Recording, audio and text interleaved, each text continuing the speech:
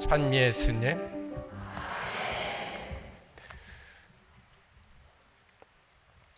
제가 늦게 신학교에 들어갔기 때문에 나름대로 한 가지 꿈이 있었습니다.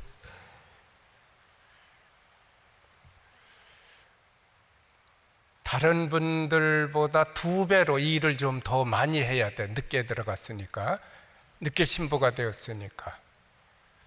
그래서 하느님, 제일 가난하고 제일 냉담자 많고 제일 말썽 많은 곳으로 좀 보내주십시오 하고 기도를 했는데, 그때 나주군 노안이라는 곳에, 지금은 나주시입니다, 옛날 본당이 있는데 너무 어렵고 힘들기 때문에 외국 신부님이 던져버리고, 이동 시기도 아닌데 중간에 불쑥 미국으로 들어가 버리셨습니다. 그래서 노안이 갑자기 공소가 되는 거예요. 그 신부는 없고, 교구청에서 신부님들이 돌아가면서 주일미사만 간신히 드려줍니다. 제가 부재 때 그 소식을 듣고는 저기가 내가 가야 할 자리예요. 그날을 좀 그리 좀 보내달라고, 혹시라도 다른 신부가 가면 어쩌나 하고 그냥 조바심을 많이 가졌었습니다. 이렇게 1년 동안 이제 기도를 하는데, 제가 82년 1월에 이제 사제품을 받습니다. 우리 앞에도 다 보좌를 했고 우리 뒤도 다 보좌를 했는데, 그때 5명이 품을 받았는데, 아주 젊디 젊은 군대도 안 갔다 온 그 친구만 보좌로 나가고, 우리 넷은 다 주임으로 나갔어요. 주임으로. 나이가 많았죠. 제가 40살이니까 그때 주교님이 그러셔요.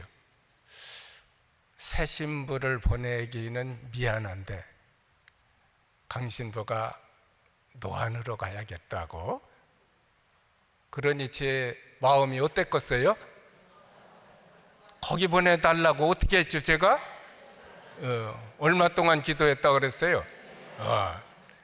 그 미안하다고 하셨으니까, 주교님 제가 거기 가려고 1년 동안 기도했습니다. 그러니까 못 들은 척 하셔요. 아니, 미안하다고 하셨으니까 그러냐, 그럼 가서 열심히 해보거라 이렇게 격려를 해주셔야 되는데 못 들은 척 하셔요. 그때는 몰랐는데 나중에 이제 생각을 알게 됐습니다. 거기는 새 신부가 가면 안 돼요. 말썽 있는 본당에 경험이 없는 신부가 가면 어떻게 되죠? 더 말썽이 커지게 되어 있어요. 그래서 경험이 있는 신부님을 찾았었는데 없으니까 할 수 없이 나이 많은 저를 이를테면 찍어서 보내는데, 하필 거길 가겠다고 1년 동안 기도했다니까 고지 듣지를 않으셨습니다. 저는 무척 큰 기쁨과 이제 자부심과 긍지와 감격으로 부임을 했죠. 82년 2월 4일에 십자가로 된 성당입니다. 근데 부임하는 날 신자들이 이 성당뿐만 아니라 이 옆 날개에도 꽉 차게 나왔어요. 그냥 수백 명이, 주일 미사 때 100명도 안 나오는 곳입니다. 100명도. 근데 수백 명이 나온 거예요. 제가 부임하는 날. 역사는 지금 100년이 넘어요. 지난 2007년에 100주년 기념을 했습니다. 그래서 제가 감격스러워서, 역사가 있는 본당인데 앞으로는 공소 만들지 말고 좋은 본당으로 발전시킵시다 했더니 막 박수로 고맙다고 응답을 해줬어요. 그때 한 형제가 한 말씀 드려도 되겠습니까? 그래요. 예, 하십시오. 그러자 그분이 그럽니다. 자기가 지금까지 20년 동안 냉담했답니다. 안 나왔대요. 근데 이번에 한국 신부님이 오신다 해서 고민을 많이 했답니다. 제 앞전에는 계속 외국 신부님들이 계셨어요. 왜 고민을 하셨습니까? 하고 물어보니까 아무래도 이번에 오실 신부님은 성당에 나오라고 끄집어낼 것 같은데 이거 끌려가야 하나 아니면 자발적으로 나가야 하나? 그래서 냉담자들끼리 모여서 회의를 했답니다. 여러분 어디서 이런 소식 들어보셨어요? 냉담자들이 모여가지고 회의를 하는 거예요. 성당에 안 나오는 사람들끼리.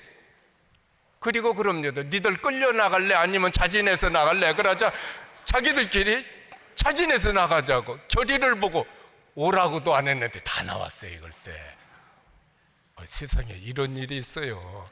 그러니까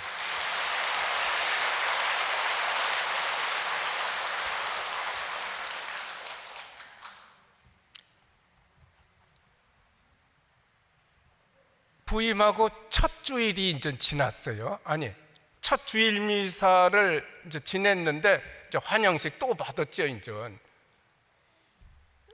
미사 끝나고 이렇게 나가니까 사람들이 기다리고 있어요.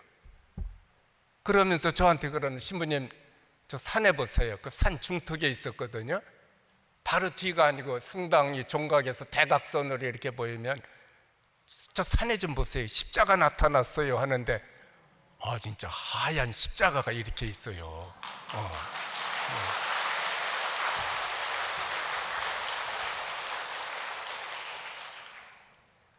제가 82년에 들어갔는데 81년에 여의도에서 신앙대회 할 때 여의도 상공에 뭐가 나타났었죠? 십자가가 나타나가지고 아주 큰 그냥 사람들이 환호를 하고 이랬었는데 아니 우리 산에 글쎄 하얀 십자가가 나타났더라니까. 저 언제부터 있었느냐고 물어보니까 전에는 없었대요. 강신부님이 오시니까 이게 나타났답니다. 또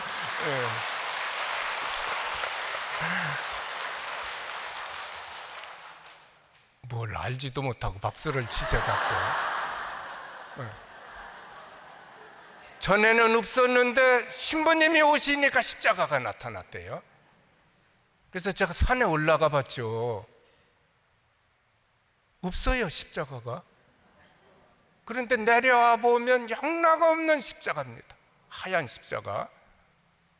그래 그 위치를 확인하고 다시 또 올라갔죠. 그러니까 그 자리에 이렇게 보니까 자갈 무더기가 이렇게 흩어져 있는데 물 흐르듯이 십자가가 아닙니다. 십자가가. 그런데 이렇게 대각선에서 보면 영락없는 십자가예요. 이런 것이 없다가 또 생기니까 저는 아직 불도 안 뗐는데 신자들 가슴에 불이 붙는 거예요. 오라고도 안 했는데 신자들이 다 나왔잖아요. 또 없던 십자가까지 나타났지. 그러니까는 그냥 열광을 합니다. 참 그때는 아주 성당 다니는 기쁨으로 살기도 했었습니다. 근데 보니까 왜 없던 것이 나타났는가 보니까 제가 2월에 들어갔는데 1월에 군 산림과에서 나와가지고 그 앞에 나무를 좀 뱄어요. 벌목을. 벌목을 하고 나니까 없던 것이 생겼죠. 그것도 몰랐는데 오라고도 안 했는데 냉담자들이 나오고 붐이 일어나니까 우리 본당에 은총의 빛이 내렸다 하는 눈으로 보니까 십자가가 이제 또 보이는 거예요. 저는 그때 몸이 참 아팠습니다.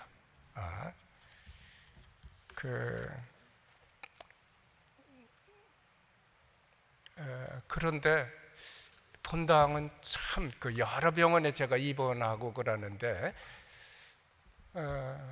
본당은 참 잘 돼요.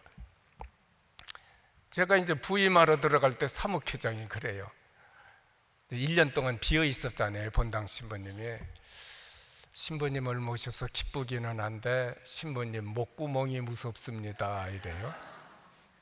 이게 무슨 말인고 하니, 신부님한테 1년 동안 다달이 12달 동안 생활비 드려야 할 생활비가 300 몇십만 원이었어요. 근데 교목금 헌금 1년 다 합쳐야 280만 원밖에 안 돼요. 280만 원. 그러니까 신부님 생활비 모셔서 기쁘기는 한데 그 생활비 때문에 걱정이다 이거예요.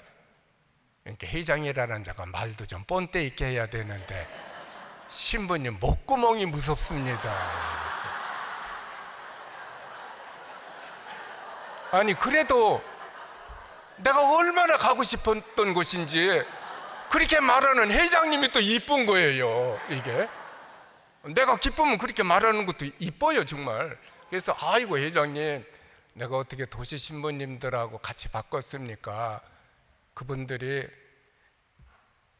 아니 우리 신자들이 보리밥 먹으면 저도 보리밥 먹고 강냉이죽 먹으면 강냉이죽 먹을 때니까 돈 걱정은 하지 마세요 하고 이제 안심을 시켜드렸어요. 신자들한테도 그렇고. 예산이 280만 원이었는데 82년에 나중에 12월에 가서 결산을 하고 보니까 1200만 원이 들어왔어요.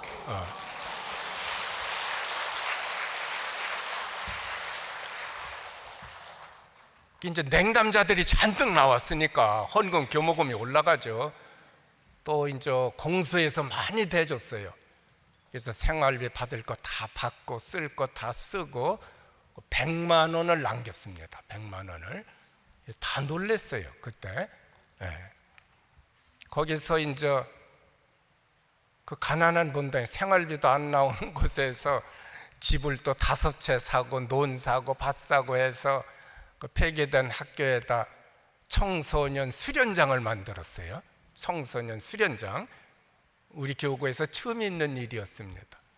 그러니까 신부님들도 생각할 적에 저기는 사재기 생활비도 안 나오는 곳이에요. 근데 무슨 돈으로 집을 사고 땅을 사고 그걸 만드는지 다 놀랐습니다. 이거 누가 했을까요? 다 참 하느님께서 하셔요. 제가 이렇게 부재 때 기도를 하는데 또 지도 신부님이 그래요. 부재님 앞으로 맡게 될 본당을 위해서 기도하세요 이래요. 그 말씀이 얼마나 좋은지. 그래서 앞으로 맡게 될 본당을 위해서 기도했더니 나머지는 다 이렇게 저절로 잘 돼가는 것입니다. 그 4년 반 동안 있다가 이제 도시 본당으로 갔어요. 갔다가 뒤돌아보면 안 되죠. 그런데 이제 1년 후에 신부님 부모님이 돌아가셔서 장례미사 때문에 노안에 갔어요. 그래서 미사를 마치고 나오니까 할매들이 나를 옆으로 끌어요. 그러더니 신부님 보세요. 우리 본당 십자가 없어졌어요. 그래요. 보니까 없네요. 아니 저거 언제 없어졌나요? 하니까 강 신부님이 가시니까 없어졌대요. 이상하죠. 분명히 있었는데. 그래서 산에 올라가 봤죠.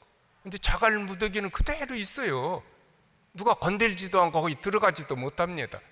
경사 가지고 그대로 있어요. 근데 내려와 보면은 없습니다. 왜 그랬을까요? 처음에 벌목을 해서 없던 것이 나왔잖아요. 한 6년 동안에 이제 그 앞에 또 다른 나무가 자라가지고 있던 것이 이렇게 가려지는 거예요. 이게 군 산림과에서 한 일인데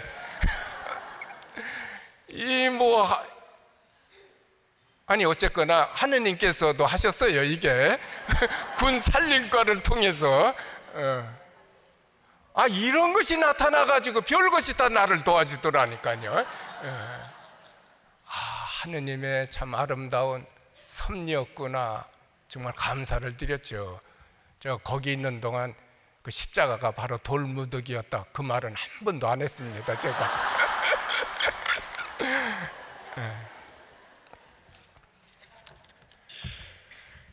여담으로 병원에서 있었던 일을 말씀드리겠습니다. 지내고 보고 한 몸이 굉장히 아팠어요. 제가 아주 건강합니다, 지금도. 근데 이제 신품 받기 전에 우리 마지막으로 그 뭐죠? 피 뽑는 거 뭐죠? 헌혈.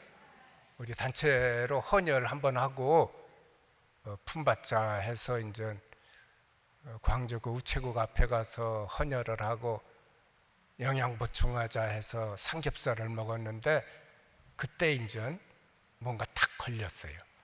그게 저 광주에만 있는 풍토병으로 유사 장티푸스입니다.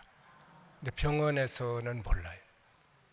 감기 기운인데 여름에도 추워요. 땀은 나는데 바람만 불면 오싹오싹하니 아주 소름이 끼칠 정도라다 춥고, 근데 병명을 몰라요. 그래서 고생하다가 제가 82년에 이제 서품 받았는데 83년 9월에는 교구에서 강제로다가 서울 저 강남 성모병원에 입원시켰어요. 그래서 한 보름 동안 있었는데 그 박사들이 아무리 해봐도 모든 게 정상이에요. 그러니까 저를 의심하죠. 깨병 아닌가, 그리고 어떤 신경성 스트레스가 아닌가 이러더라고요. 참 자존심 상했어요 그때. 9월 22일에 입원했는데 24일 저녁입니다. 여기 광주교구 신부도 있다는데 하면서 누가 문 열고 들어와요. 보니까 김수환 추기경님이요. 아우, 깜짝 놀래가지고 얼른 제 소개부터 했죠. 저는 광주교구에서 작년에 사제품 받은 아무개 신부입니다. 어쩐 일이십니까? 했더니 당신 형님 신부님이 6층에 계시대요. 저는 8층에 입원해 있었어요. 그래서 형님한테 문병 왔다가 광주교구 신부도 있다 해서 오셨대요. 얼마나 고마웠겠어요. 아무 신부도 저한테 문병 온 자가 없었는데 그때까지. 그래서 그 이튿날 저는 808호실이고 얼른 6층으로 갔죠. 그 이튿날 한 9시쯤에 가니까 그분은 이제 6층 특실에 계셨어요. 아이고, 복도 앞에 가니까 방문객들이 많이 왔어요. 그래서 안 되겠어요. 제가 어디 명함 내몰기도 그렇죠. 이제 신부된 사람이. 그냥 갔다가 오후에 다시 갔죠. 역시 많아요. 그 김동한 신부님이시라고, 가오르 신부님이신데 추기경님보다 3살 위시고, 추기경님도 본래 대국교구였었잖아요. 그분이 대국 결핵 요양원에서 오랫동안 환우들과 함께 사셨어요. 아주 훌륭하신 분입니다. 농담으로 추기경님보다도 그분이 훨씬 더 착하다고 그런 말도 하곤 했었습니다. 그 이튿날, 그 다음날 또 가도 오전 오후에 그렇게 손님이 많아요. 그래서 뵙지를 못하다가 9월 28일입니다. 28일 소리가 없어요. 똑똑하니까 반응이 없습니다. 문을 살짝 열어봤더니 아무도 없고 신부님만 누워 계세요. 근데 신부님은 당뇨 때문에 두 눈이 이미 실명됐어요. 그리고 당뇨 때문에 다리가 썩어서 29일에 다리를 자르기로, 절각하기로 이미 수술이 예약되어 있었습니다. 그래서 때는 이때다 싶어서 신부님 찾아뵙고 제 소개를 했죠. 추기경님이 언제 오셨는데 인사드리러 몇 번 왔지만 방문객들이 많아서 못 왔었다고 하면서 제가 기도를 좀 해드려도 되겠습니까? 그러자 해달래요. 그래서 필립비서 1장 21절 22절 나에게는 그리스도가 생의 전부입니다. 그리고 죽는 것도 나에게는 이득이 됩니다. 그러나 내가 더 살아서 좋은 일을 할 수 있다면 과연 어느 쪽을 선택해야 할지 모르겠습니다. 그 대목이 있어요. 그래서 그걸 먼저 이제 읽어드리고 신부님 삶과 지금 현재 상황과 이렇게 해서 이제 말씀을 좀 해드렸어요. 그리고 기도를 하고 성가는 그때 이제 공동체 성가 486인데 지금은 463. 인생은 언제나 외로움, 그 성가 있죠. 4절까지 다 불러드리고 그러자 고맙대요 신부님이. 그래서 내일 또 기도하러 와도 되겠습니까? 그러니까 손 붙잡고 또 오시라고. 그러고 제가 10시쯤에 들어갔으니까 시간은 모르겠어요. 좀 나왔죠. 그래서 이제 808호실에 와서 내일은 성경 뭐를 읽어드리고 성가는 뭘 불러드리고 하고선 쉬었어요. 찾아놓고. 근데 오후가 됐는데 원목 수녀님이 오셨어요. 수녀님이 그랬어요. 소식 들으셨어요? 뭔 소식인데요? 김동환 신부님이 돌아가셔서 시신이 이미 대구에 도착했을 것이래요. 아니 언제 돌아가셨어요? 내가 아까 뵀는데 11시경에 혼수 상태에 빠지셨고 응급실로 모셨는데 1시경에 선종하셨답니다. 그리고 바로 대구로 모셔갔대요. 아니 내가 10시 넘어서 나왔잖아요. 그러자 하느님이 나를 보내셨구나. 그 성경 구절하고 성가하고 딱 맞는 거예요. 제 추측에는 제가 아무도 없었어요. 그때는 간병자가 없었습니다. 그 많던 손님들이 그 시간에는 아무도 없었어요. 아마 내가 나오고 나자 바로 혼수 상태에 들어가신 것이 아닌가. 그러니까 임종 준비를 누가 잘해줬죠? 내가 그런 사람이에요.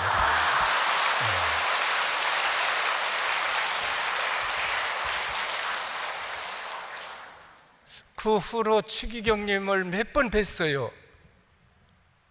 제가 이제 무슨 성령대에다 뭐 성체신심에다 뭐 할 때 강론하고 추기경님은 미사하시고 소록도에서도 또 뵙고 했는데 그 형님 얘기를 못했어요.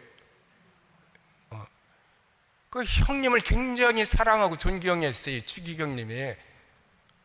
그 사실을 알았으면 밥을 사줘도 몇 번 사줬죠 저한테. 얼마나 그 임종을 멋있게 해드렸는가. 그분은 45년에 서품 받으셨었어요. 사제품. 굉장히 대선배죠. 그래도 여러분들 이걸 알아야 돼. 하느님의 말씀은 누구 앞에서도 힘이 있고 강력한 것입니다. 누구 앞에서도. 어떤 그 노인 신부님이 병원에 입원해 계신데 신학생이 문병을 갔습니다.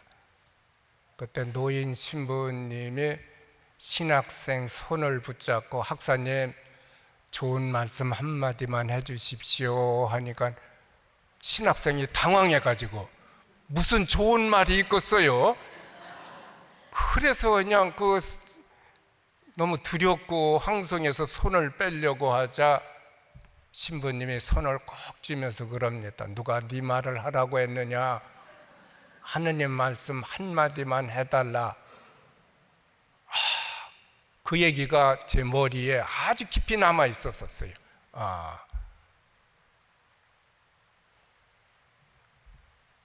이제 제가 강남 성모병원에서 아무 이상이 없다니까 몸은 아프고 그래서 의왕시, 전에는 안양이라고 그랬습니다. 의왕시 나자로 마을에 가서 이제 요양을 했습니다. 제가 신부되고 나서 전국구 나환우들 성령 세미나 지도를 몇 번 해줬어요. 한 달에 한 번씩 불러가지고. 그래서 그 원장 신부님, 수녀님들을 잘 알고 있었기 때문에 교육관에 가서 요양을 하는데 이경재 원장 신부님이 한 달 반 동안 저에게 본당을 맡기시고 당시에는 미국 쪽으로 모금 운동을 가셨습니다. 그런데 그때 노기남 대주교님이 우리나라 최초의 주교님이십니다. 김수환 추기경님 그 앞전 서울 대교구장 거기서 은퇴하셔서 환우들과 함께 계셨어요. 그래서 한 달 반 동안 있으면서 자주 뵀습니다. 그분을. 저는 뭐 비교도 안 되죠. 제가 태어나기 전에 이미 주교가 되신 분이에요. 그분이 42년에 주교가 되셨거든요. 우리나라 최초의 주교입니다. 그래도 이제 자주 만났어요. 그런데 노안에 이제 돌아와서 있자니까 그때는 이제 84년 6월입니다. 6월. 그 수녀님들한테서 전화가 왔어요. 지금 노기남 대주교님이 위독하시니까 인사드리려면 얼른 오시라고. 내가 감히 인사드릴 무엇은 아닌데 그때 한 달 반 동안 인연이 있어가지고 그래서 기차 타고 서울역에 와가지고 저 택시 타고 그때는 명동 성모병원에 계셨어요. 지금 가톨릭 회관이 명동 성모병원이었습니다. 그때 521호에 입원해 계셨어요. 그래서 얼른 가서 노크를 하니까 수녀님들이 기다리고 있었어요. 수녀님 둘하고 저 주교님. 문 열고 들어갔더니 왔느냐고 고개를 끄덕이시면서 그 다음에는 벽을 향해서 몸을 돌려서 이렇게 누우셨어요. 그때 그분은 간경화 때문에 복수가 잔뜩 차 있었어요. 그러니까 그 고통스러운 모습을 병아리 신부에게 보여주고 싶지 않죠. 당신 고통을, 어쩔 수 없는 고통입니다. 복수는 가득 차가지고 힘들어 하시는데, 그래서 제가 가까이 가서 손을 잡으면서 그랬어요. 주교님, 고통은 은총입니다. 바오로 사도께서 이렇게 말씀하셨죠. 장차 우리에게 나타날 영광에 비추어 보면 지금 우리가 겪고 있는 고통은 아무것도 아니라고 했습니다. 주교님. 그래서 가만히 계셔요. 또 바오로 사도가 비시디아의 안티오키아인들에게 작별하고 떠날 때 그랬어요. 우리가 하느님 나라에 들어가려면 많은 어려움을 겪어야 한다는 거. 그래서 그 말씀을 또 해드렸어요. 그랬더니 주교님이 벽을 향해서 누우셨다가 내 쪽으로 몸을 이렇게 돌리셔요.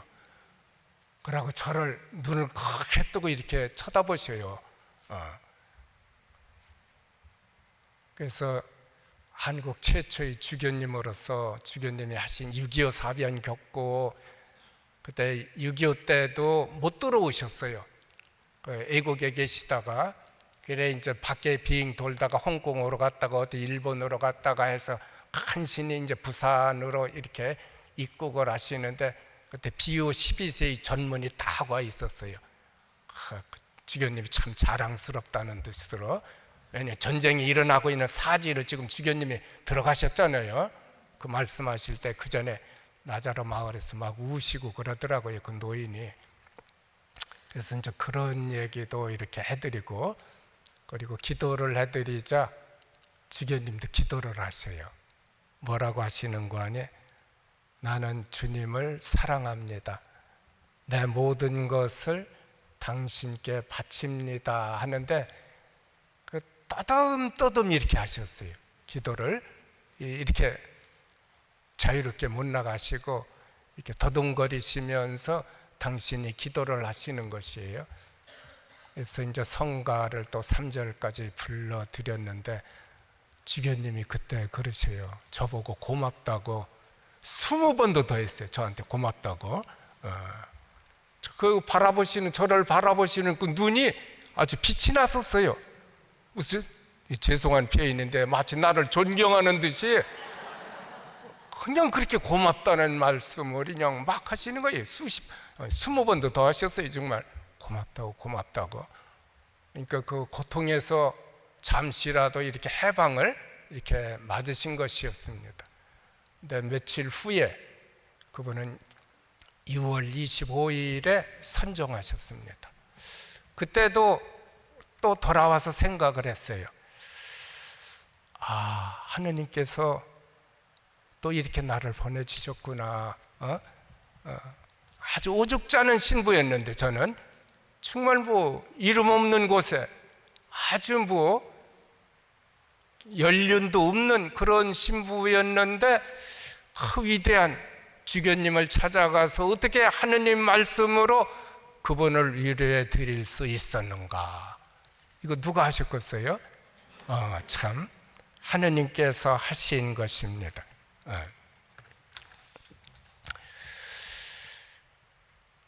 우리 자신은 별것이 아닙니다. 별것이 아니에요. 그러나 능력을 주시는 하느님과 함께라면은 우리는 보통 사람이 아닌 것이에요. 또 그 말씀을 또 등에 업고 있다면 우리는 누구에게라도 감동을 줄 수 있어요. 머리에 들어가는지 원. 제가 생각하면, 제가 생각해도 제가 기특하다니까요. 어떻게 그 추기경님 형님 신부님한테 가서 임종 준비를 해드리고, 또 그 대주교님 그 고통스러워 하시는데 어떻게 그 하느님 말씀으로 또 위로를 해드릴 수 있었는가?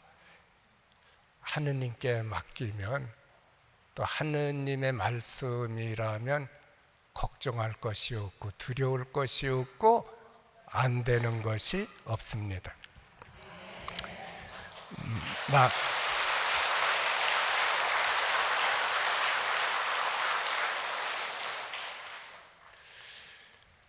말이 좀 이상하게 들리겠지만 세상에서 가장 높은 곳이 어디겠어요? 지금 내가 서 있는 자리입니다. 지금 여러분이 서 있는 자리, 상황이 어떠하든 상관없이 지금 서 있는 자리가 우리 생애의 제일 중요한 자리입니다. 어제는 이미 지나갔어요. 내일은 올지 안 올지 모릅니다. 불확실합니다. 오늘만 확실해요. 오늘만, 지금 이 자리만 확실하게 주어진 것입니다. 그러니 최선을 다하려면 언제 해야 돼요? 지금. 어디서? 여기서 해야 됩니다. 지금 여기서. 우리 신부님들, 수녀님들 흉을 보자면 그 불평하는 분들은 어딜 가나 불평을 해요. 제가 이제 신부님 이동이 있어서 어떤 곳에 이제 인사를 하러 갔어요. 근데 신부님은 없고 못 보던 수녀님만 계시더라고요. 그 수녀님은 언제 오셨어요? 그랬더니 신부님보다 며칠 먼저 왔대요. 그러세요? 그때가 이제 시골이었습니다. 시골 생활이 어떠세요? 하니까 여기는요, 누가 커피 갖다 주는 사람도 없고 심심해서 못 살겠어요, 이래요. 얼굴 보니까 못 살게 생겼어요.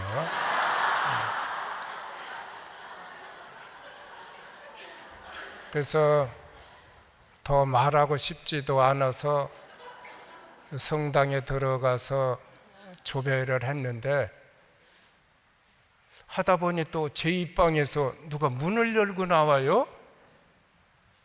거기도 또 못 보던 젊은 수녀님이에요. 그래서 수녀님도 새로 오셨어요? 하니까 새로 왔대요. 그럼 수녀님은 시골 생활이 어떠셔요? 하니까 도시에 있을 때는 너무 바빠서 기도도 건성으로 하고 기도를 또 못 바칠 때도 있었답니다. 근데 시골에 오니까 기도를 깊이 있게 해서 너무 좋다는 거예요. 그리고 공기가 좋아가지고 신자들 방문하는데 아주 운동이 된답니다. 너무너무 좋다는 거예요. 얼굴 보니까 너무너무 좋게 생겼어요.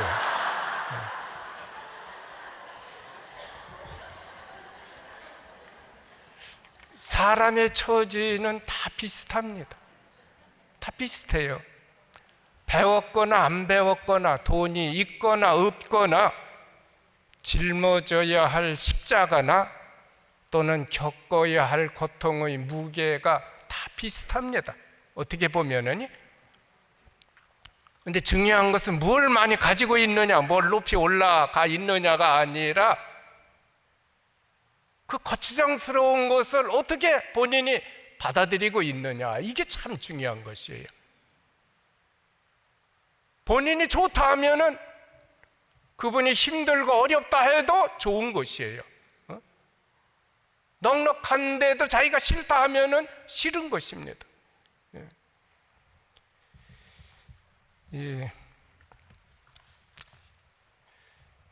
그 이조시대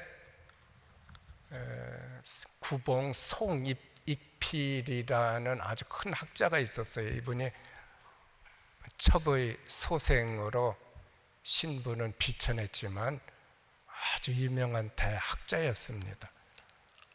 이분이 족함과 부족함의 시에 몇 줄만 따오면 이런 것이 있습니다.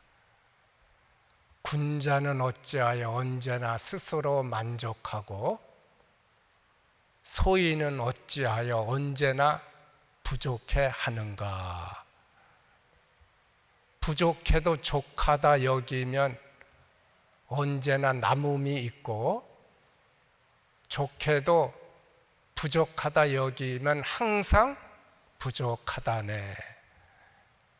고금의 지락은, 고금, 옛날이나 지금이나 지락은 최고의 기쁨입니다.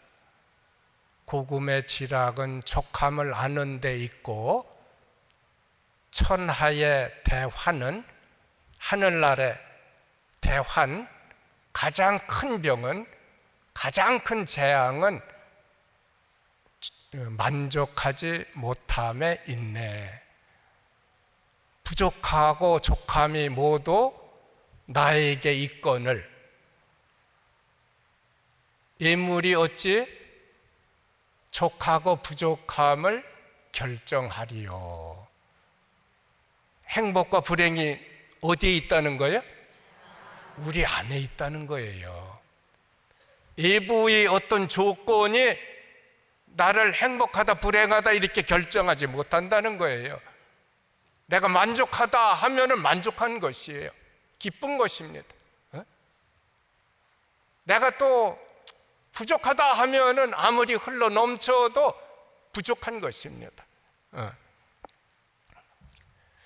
최선을 다한다는 것은 무슨 지식이나 기술이 필요한 것이 아닙니다.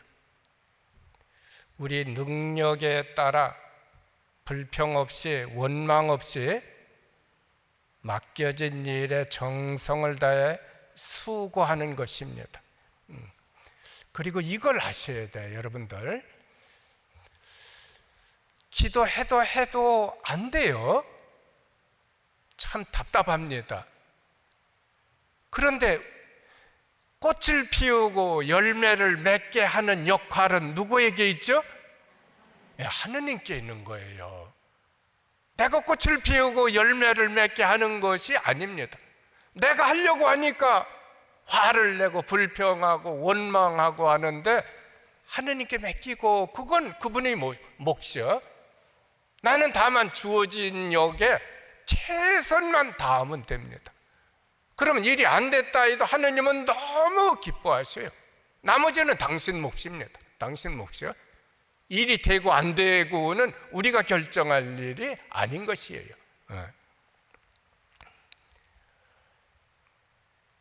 성인, 성녀들의 삶이라 해서 모두 성공만 하신 것이 아닙니다. 그분들은 실패가 더 많으셨습니다. 실패와 좌절, 그리고 오해와 상처, 살아계실 때 존경받고 일한 게 아니에요. 같은 동료들 사이에서도 무시받고 교회도 잊어버리기도 하고 그랬었어요. 나중에서 이제 그분의 성덕이 드러납니다. 하느님께서 하시죠. 하느님의 뜻은 가려져 있기 때문에 일반 사람들은 그 뜻을 몰랐던 것입니다. 우리도 여기서 잘 싸우는 거 좋죠, 물론. 그런데 나중에 고생하고 무거운 짐을 진 너희는 모두 나에게 오너라. 내가 너희에게 안식을 주겠다 했을 때 감격스러워서 그 감격의 눈물을 흘리면서 자신 있게 달려갈 수 있는 사람은 누구요? 잘 먹은 사람이 아니고 잘 살았던 사람이 아니고 주어진 처지에서 힘들고 어렵다 해도 최선을 다했던 분이 너무 행복해가지고 달려가는 거예요. 그러나 깨를 부리고 요령을 피우고 쉽게 살려고 하고 편하게 살려고 했던 자들은 주님이 오라고 하셔도 못 갑니다. 무서워서 못 가요. 무서워서. 두려워서 못 갑니다. 부끄러워서 못 가는 거예요. 부끄러워서. 바오로 사도께서 그런 말씀을 하셨어요. 나는 훌륭히 싸웠고 달릴 길은 다 달렸으며 믿음을 지켰습니다. 참 너무 훌륭하시죠. 이제는 의로움의 화관이 나를 위하여 마련되어 있습니다. 우리도 그렇게 삽시다. 아멘.